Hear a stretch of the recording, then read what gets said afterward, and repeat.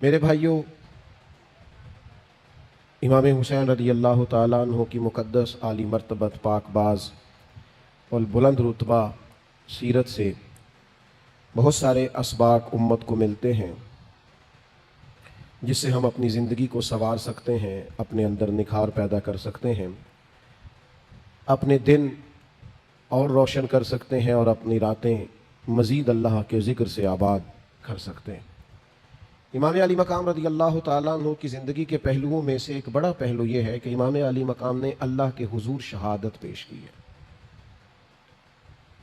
شہادت کا بہت بڑا تعلق ہے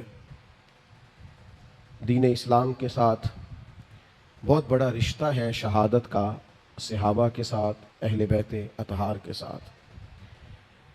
اللہ نے دیا ہوتا ہے ہمارے پاس جو کچھ بھی ہوتا ہے، مال ہو، اولاد ہو، عزت ہو، رتبہ ہو، منصب ہو، وقار ہو،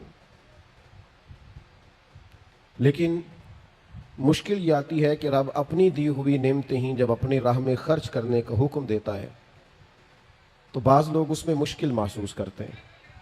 اللہ تعالیٰ جو ہمیں دیتا ہے پھر رب کریم اپنے رستے میں خرچ کرنے کا کہے تو بعض لوگ الا ماشاءاللہ مشکل محسوس کرتے ہیں، لیکن رب کہتا ہے وَمِمَّا رَزَقْنَاهُمْ يُنْفِقُونَ، وہ جو میں نے نہیں تمہیں دیا اس میں سے میری راہ میں خرچ کرو، میں نے دیا ہے نا تمہیں۔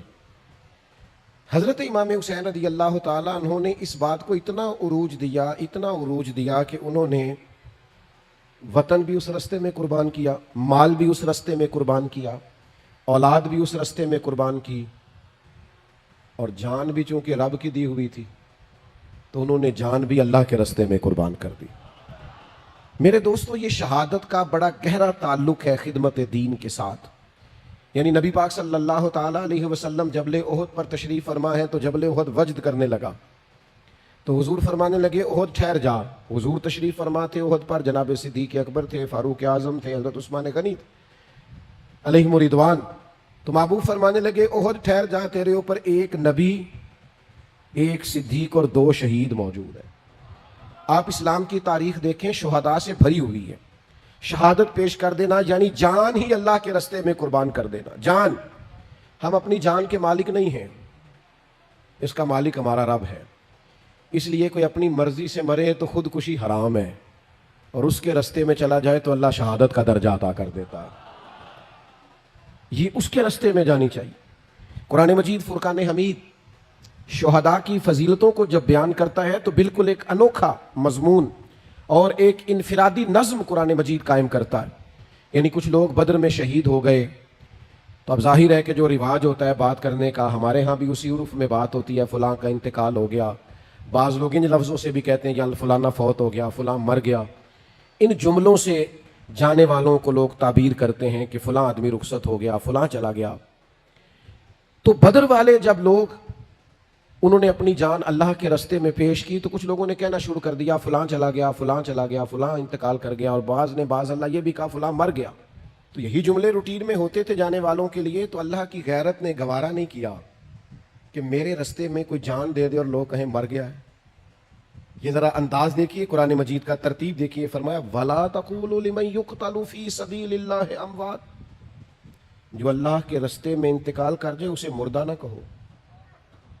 اس کی گہرائی میں ذرا اتریے گا، اس کی روح پرواز کر گئی ہے، اسے کفن پہنایا گیا ہے، غسل دیا گیا ہے، جنازہ پڑھا گیا ہے، قبر میں دفن کیا گیا، اس کی بیوی بیوہ کہلا رہی ہے، بچے یتیم کہلا رہے ہیں، اس کا ترکہ تقسیم ہو رہا ہے، اس پر سارے احکام جانے والے کے لاگو ہو رہے ہیں، پر کریم فرماتا ہے چونکہ میری راہ میں گیا ہے تمہیں مردہ کہنے کی اجازت نہیں۔ تو مالک مردہ نہ کہیں تو پھر وہ کیا ہے؟ فرمایا بل احیاء، بلکہ وہ زندہ ہے۔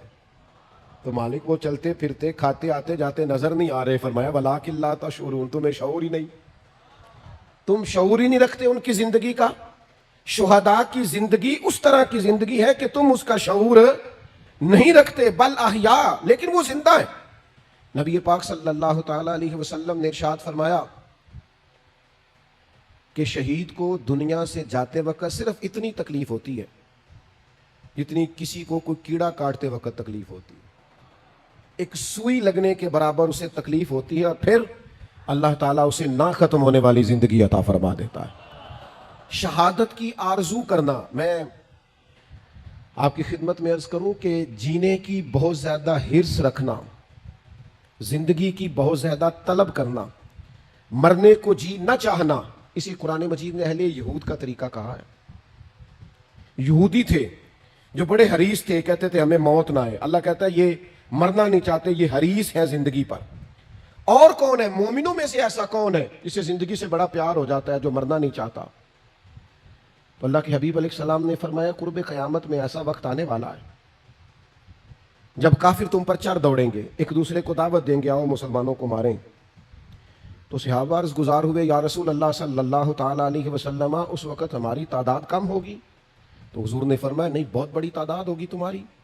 تو حضور پھر کیوں کافر ہم پر چڑھ دوڑیں گے؟ تو اللہ کے حبیب فرمانے لگے تمہیں وہن ہو جائے گا، وہن کی بیماری لگ جائے گی۔ یا رسول اللہ یہ وہن کی بیماری کیا ہوتی ہے؟ تو حضور فرمانے لگے تمہیں زندگی سے پیار ہو جائے گا اور تمہارا مرنے کو جی نہیں چاہے، تم ہمیشہ جینا چاہو گے۔ یہ جو زندگی سے بے تحاشا پیار ہے یہ انسان کو بزدل کر دیتا ہے۔ یہ زندگی سے بے پناہ محبت کرنا اور مرنے کو جی نہ چاہنا یہ انسان کو بزدل، کمزور اور دنیا پرست بنا دیتا ہے۔ لیکن چونکہ جانا ہے، چونکہ زندگی ختم ہونی ہے، لہذا اس قدر انسان کو گھبرانا نہیں چاہیے۔ اور وہ اور کسی کی زندگی ہے جو مرنے پر ختم ہوتی ہے۔ یہ جو مومن کی زندگی ہے نا، یہ تو شروع ہی اس وقت ہوتی ہے جب قبر میں مدینے والے محبوب کی زیارت کر لیتا ہے، تو وہاں سے تو شروع ہوتی ہے۔ آج پھولے نہ سمائیں گے کفن میں آسی، قبر کی رات ہے ان سے ملاقات کی رات۔ مومن کی زندگی، اقبال کہتے ہیں موت کو سمجھے ہے غافل اختتام زندگی، یہ ہے شام زندگی پھر صبح دوام زندگی۔ تو اس قدر زیادہ پیار نہیں، جان اگر کبھی دینی پڑ جائے تو محبوب کے لیے نا تیاری کر کے رکھنی چاہیے۔ یہ سنبھال کے رکھنا چیزوں کو اور اپنے آپ سے بلا وجہ پیار کرنا، کچھ لوگوں کو نا اپنے آپ سے بڑا پیار ہو جاتا ہے، وہ کوئی تکلیف نہیں برداشت کرنا چاہتے، وہ کسی اذیت میں نہیں آنا چاہتے، وہ بڑی پرسکون زندگی جینا چاہتے ہیں، پھر چھوٹی چھوٹی باتوں پہ ڈپریشن کا شکار ہوتے ہیں۔ ذرا سی چیز ہوتی ہے تو انہیں انزائٹی ہوتی، کیوں؟ اپنے آپ سے پیار ہی بڑا ہو گیا، اپنے آپ کو سہولیات ہی بڑی دے لی، سکون ہی بڑا دے لی ہے، ذرا سی باتوں پر وہ پریشان ہو جاتے ہیں۔ لیکن جان پاوے نہ جان میرے محبوبہ، میں تے لگیاں توڑ نہ بھیساں، رات تیرے وچ رول کے مرساں تے قدم نہ پیچھا ہٹیساں، شہر تیرے دے ٹکڑے منگساں تے تیرے کتیاں دے پیر چمیساں، آزم جان امانت تیری تو جدو منگ سیں میں پیش کرے ساں۔ اے جان امانت تیری تو جدو منگ سیں میں پیش کرے ساں، جان امانت ہے، جب مانگے پیش کر دیں گے۔ تو صحابہ جان پیش کرتے رہے اللہ کے حضور پیش۔ صحابہ میں سے ایک صحابی حضرت عبداللہ بن عمر، حضرت جابر ابن عبداللہ رضی اللہ تعالیٰ عنہ کے والد ہیں، یہ جنگ احد میں شہید ہو گئے تھے۔ حضرت جابر ابن عبداللہ فرماتے ہیں کہ پیچھے بیٹیاں چھوڑ گئے تھے، میرے اوپر بہنوں کا بوجھ تھا، قرضے بھی تھے، آزمائش بھی تھی، لیکن جب نبی پاک علیہ السلام نے مجھے میرے والد کا حال سنایا نا، اس شہید کی حضور نے بات سنائی، نبی کریم علیہ السلام نے فرمایا جابر میں تمہیں بتاؤں تمہارے والد کی شان کیا ہے؟ یہ صحیح حدیث میں موجود ہے۔ یا رسول اللہ فرمائیے۔ تو اللہ کے محبوب فرمانے لگے جو بھی شہید ہوتا ہے اللہ اس پر پردے ڈال کر اس سے کلام کرتا ہے، لیکن جب آپ کے والد شہید ہوئے نا اللہ نے پردے ہٹا کے کلام کیا۔ تو حضرت جابر بڑے سیانے تھے، فوراً سمجھ گئے کہ اگر حضور نے یہ فرمایا نا رب نے ان سے کلام کیا ہے تو یہ بھی محبوب کو پتا ہوگا کون سا کلام کیا ہے، یہ بھی پتا ہوگا بات کیا ہوئی ہے۔ حضرت جابر ابن عبداللہ عرض گزار ہوئے یا رسول اللہ کیا بات ہوئی میرے والد اور رب کریم کی عالی مرتبت بارگاہ میں؟ تو حضور فرمانے لگے اللہ نے تیرے باپ سے پوچھا عبداللہ میں نے تمہیں جنت دے دی، درجات دیے، کچھ مانگ لے۔ تو حضور فرماتے ہیں آپ کے والد نے اللہ کے حضور عرض کیا مالک تو نے جو دیا ہے کرم ہو گیا، کچھ طلب نہیں، لیکن اگر کچھ عطا ہی کرنا ہے تو ایک دفعہ پھر دنیا میں بھیج، میں دوبارہ تیرے رستے میں شہید ہونا چاہتا ہوں۔ ہم نے نا آہستہ آہستہ اپنے مزاج میں بزدلی سی پیدا کر لی۔ نبی کریم علیہ السلام نے فرمایا جس کے دل میں کبھی شہادت کی آرزو پیدا نہیں نہ ہوئی، جسے کبھی شوق نہیں آیا کہ اللہ کے رستے میں شہید ہو جاؤں، اس کے سینے میں دھڑکنے والا دل مومن کا نہیں منافق کا ہے۔ اسے کبھی خواہش ہی نہیں پیدا ہوئی کہ میں جان راہ خدا میں خرچ کر دوں، کبھی آرزو ہی نہیں مچلی اس کے دل میں، اسے کبھی شوق ہی نہیں ہوا۔ عزیز دوستو، اللہ کے رستے میں شہادت کی جو لذت ہے، جو کیف ہے، جو سرور ہے، حضور کی نظر کرم رہتی ہے شہداء پر۔